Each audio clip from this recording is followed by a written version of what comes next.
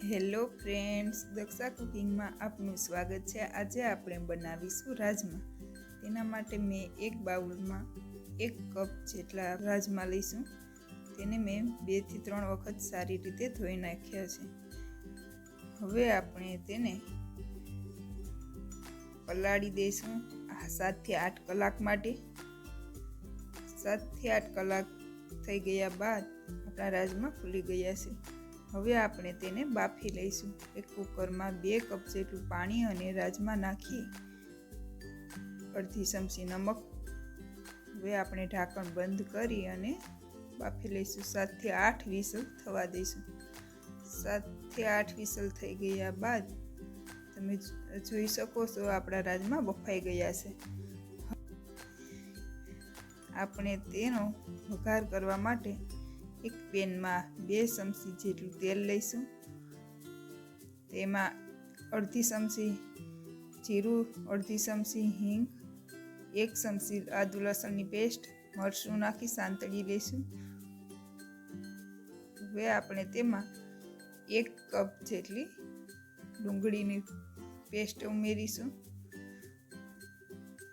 હવે આપણે તેને પણ સાંતળી લઈશું। હવે થોડું સળવા દઈશું। ડુંગળી આસા ગુલાબી રંગની થાય ત્યારે આપણે 1 કપ ટમેટાની પેસ્ટ ઉમેરીશું। હવે આપણે તેમાં મસાલા કરી લઈએ।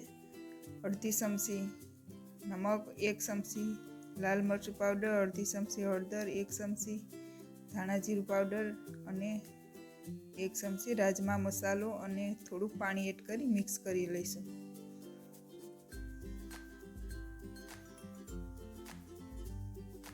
સારી રીતે મિક્સ કરી લઈશું।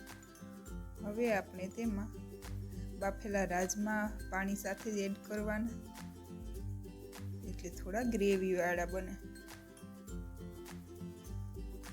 હવે ઢાંકણ દઈ અને આપણે ચડવા દઈશું 2 થી 3 મિનિટ માટે।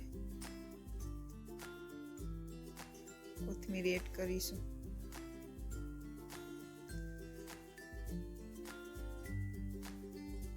તૈયાર છે આપણા રાજમા।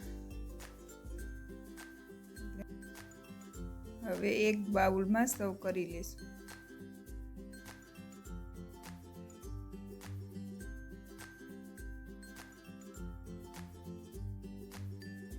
જો મારી રેસીપી ગમી હોય તો લાઈક, શેર અને મારી ચેનલને સબસ્ક્રાઈબ કરજો।